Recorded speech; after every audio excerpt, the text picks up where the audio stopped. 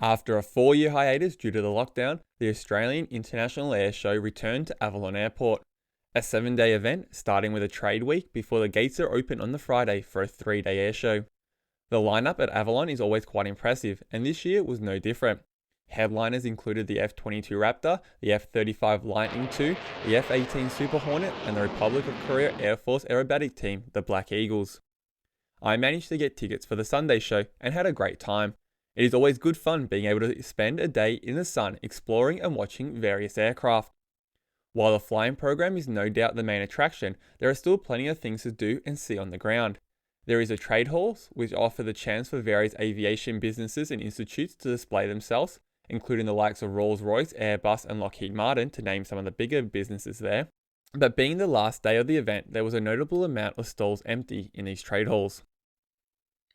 Outside of the trade halls on the tarmac around the airport, there were more exhibits ranging from manufacturers showcasing their latest aircraft, various aviation-related groups, i.e. museums, flying schools, not-for-profits, and Air Force cadets, to a wide range of military aircraft coming from a diverse group of air forces around the world.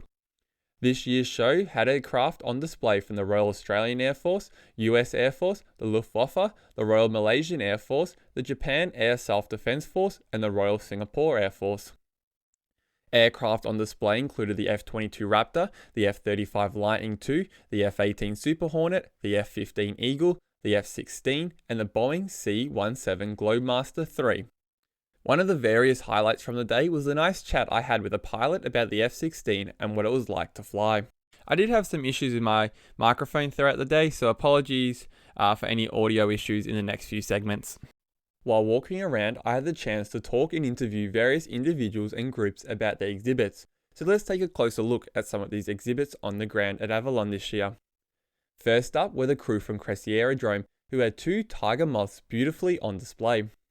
Cressy Aerodrome is located 39 kilometres north of Colac in the southwestern part of the state of Victoria, and both Tiger Moths on display are airworthy and available for joy flights. The Tiger Moth was part of the Moth family of aircraft produced by de Havilland, which had begun in 1925 with the DH-60 Cirrus Moth. Derived from the DH-60 Gypsy Moth, the Tiger Moth's major changes came to the top wing.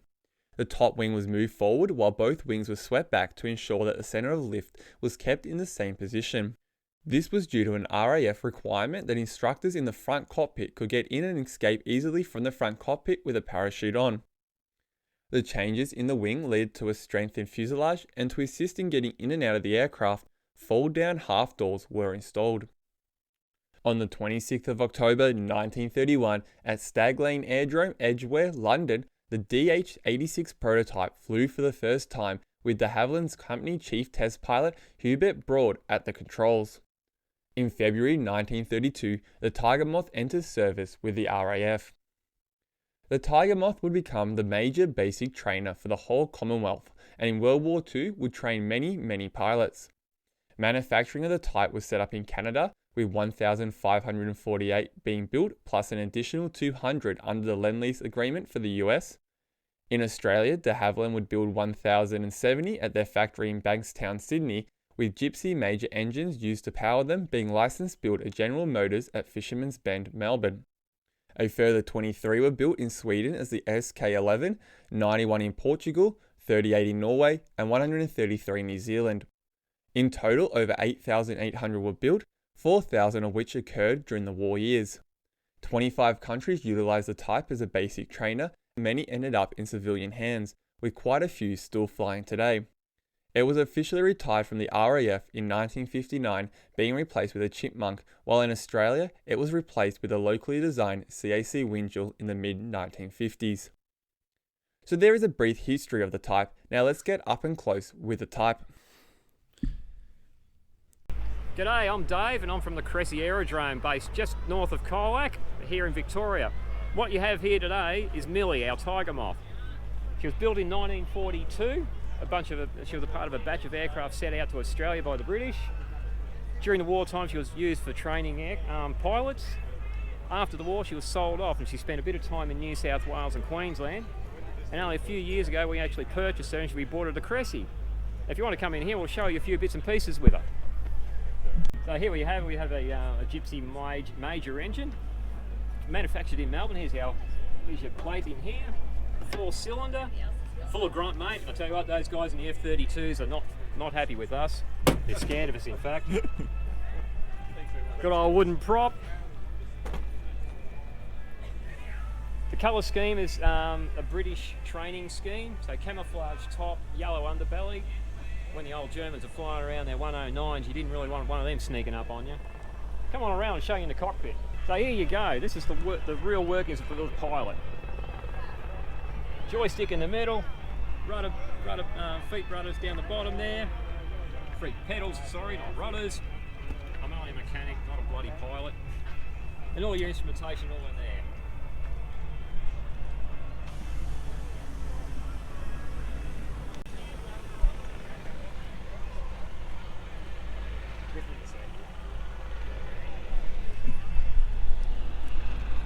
There were quite a few museums on display, including the B-24 Liberator Museum, the Moorabbin Air Museum, with their beautifully restored Bristol Sycamore helicopter, the oldest helicopter in Australia, and the TAA Airways Museum.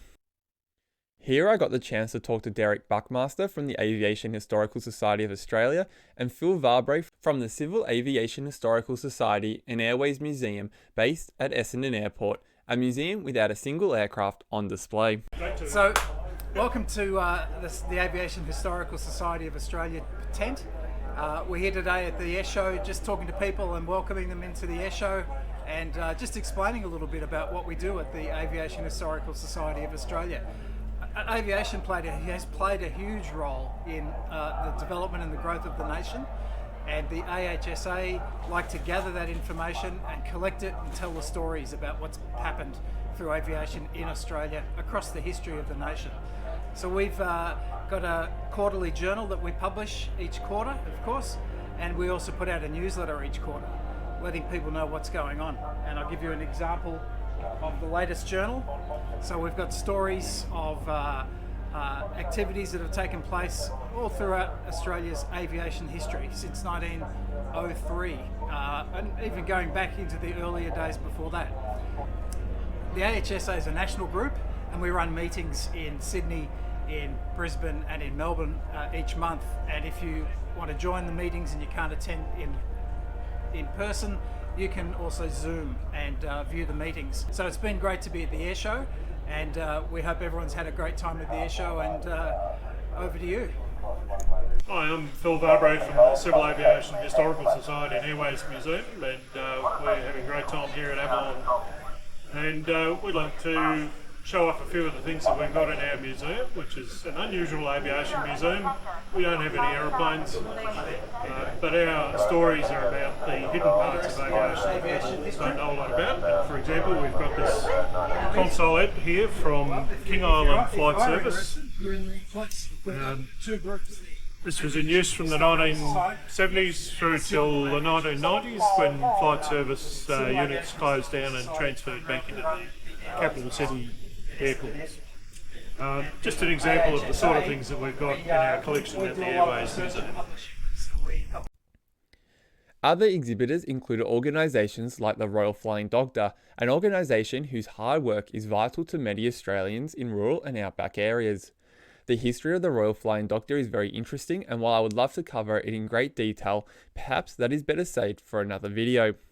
Here is a short clip from one of their members helping to run the display, Tom, who excellently sums up the history and important and significant work the Royal Flying Doctor do. The Flying Doctors have been in Australia since 1928, so that makes us 95 years. And we've been helping people, firstly when we started in aeroplanes, of course, to help people get to hospital quickly. We first started using de Havilland DH-50s, and since then, in 95 years, only about 15% of what we do is actually on aeroplanes. We actually run primary healthcare clinics, we have dentists, we have psychologists, we have optometrists. We're basically a big hospital, or mobile hospital. While Avalon have a lot of military equipment and big aircraft on display, the general aviation section still had a considerable presence. I was fortunate enough to be shown around the very sleek aircraft of Italian manufacturer Tecnam. They are impressive machinery. Tecnam is an Italian firm founded in 1986 from a group who helped design aircraft for Partenavia. Originally, they were created to produce parts for Partenavia and other manufacturers such as Boeing and ATR. Eventually, in the 1990s, they proceeded into light aircraft with the design of the P-92. They continue to design general aviation aircraft, and today they claim there are over 7,500 Tecnam aircraft flying around the globe. The models on display at Avalon were sleek, clean, modern, and very nice. A lovely bunch of aircraft. Thanks to Roger for showing me around, explaining all the varieties of models, and a great chat. A big thank you and shout out to those that allowed me to interview them and show me around the displays. But now, on to the main part, the flying display. It was magnificent, with a good variety of performances. Let's take a closer look at some of them. There was aerobatic displays from the likes of Matt Hall and Paul Bennett, which are always pretty incredible to watch.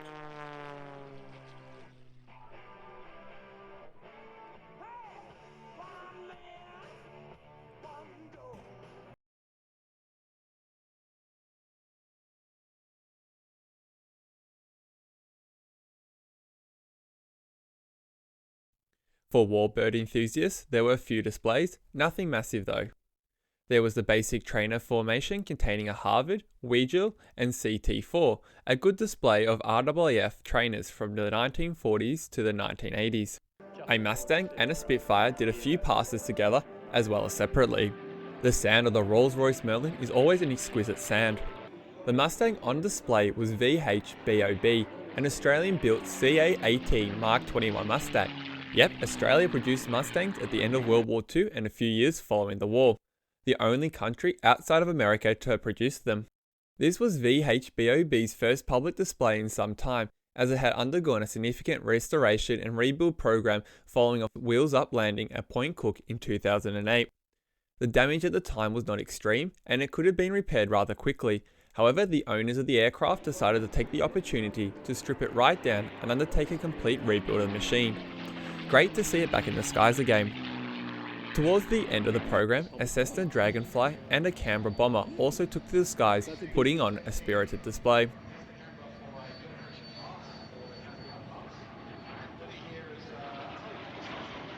But let's be real, Avalon is about the military aircraft, specifically the fast jets. For Australians, there are very few opportunities to watch an F-22 Raptor, F-18 Super Hornet, and F-35 Lightning in the same day. This, combined with other defence aircraft like the Boeing C-17 Globemaster III and the MH-60R Seahawk Romeo helicopter, makes for some thrilling displays. The F-18 Super Hornet is one of the most advanced multi-role strike aircraft in the world, with it being able to fulfill a large range of roles. It has the ability to perform air interception, air combat, and close air support. Based on the F-18C and F-18D Hornet fighter, the Super Hornet contains a 20% larger airframe than the Hornet. The Super Hornet also is able to carry 33% more internal fuel, which in turn allows for a 41% increase in mission range than the original Hornet design. There were also many changes to the original F-18 Hornet design, including the Super Hornet featuring a lengthened fuselage and increased wing area. It also has the ability to carry a greater weapons load. Power comes from two F414 GE400 turbofans, capable of producing some 44,000 pounds of thrust each. The Super Hornet comes in two models, the FA-18E single-seat model and the FA-18F twin-seater. In 2007, Australia became the first international customer of the Super Hornet, signing an agreement for 24 FA-18Fs. Final operational capability was achieved in December 2012. Australia only operates the F model, so all displays of the Super Hornet at Avalon this year were the two-seater version. The 24 are based at RAAF Amberley in Queensland, where they are operated by one of the RAAF's oldest squadrons, No. 1 Squadron.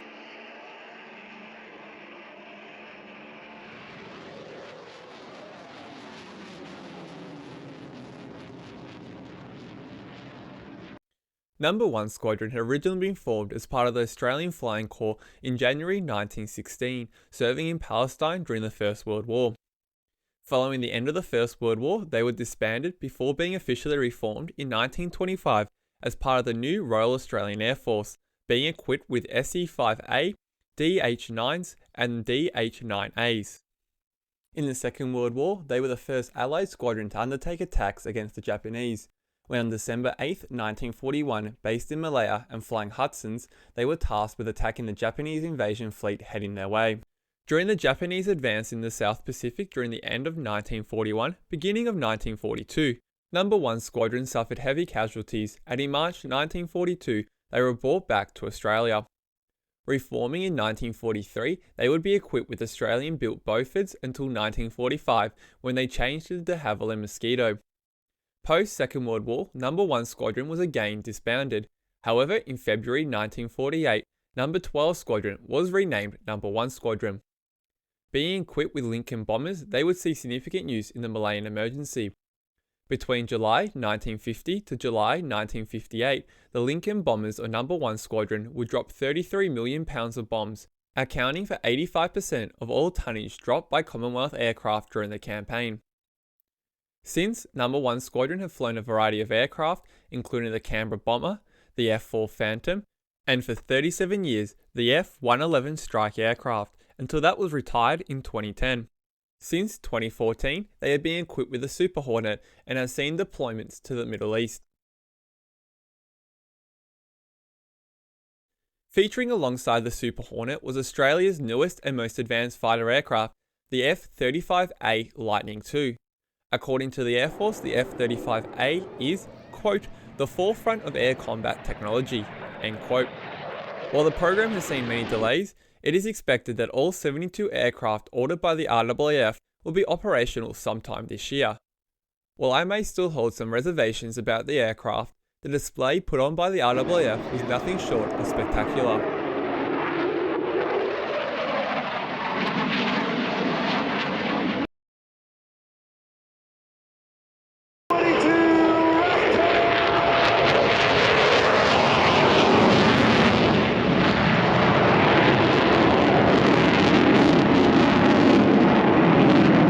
The Americans, not to be outdone, brought with them perhaps the best fighter ever to be produced, the F-22 Raptor. The F-22 is certainly an advanced and powerful weapon, so it may surprise some to know that the prototype flew in late 1990 and the first production aircraft 1997.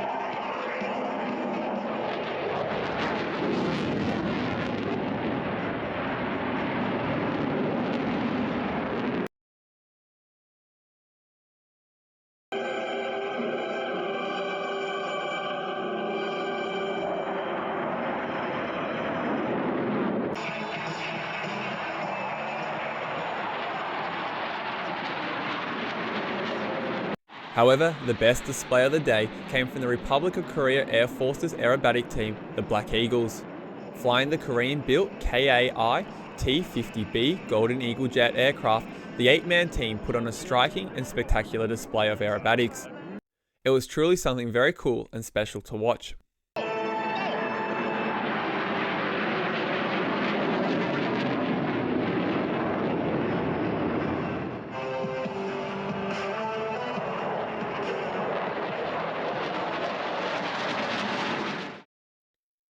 All in all, it was a great day. Loads of fun.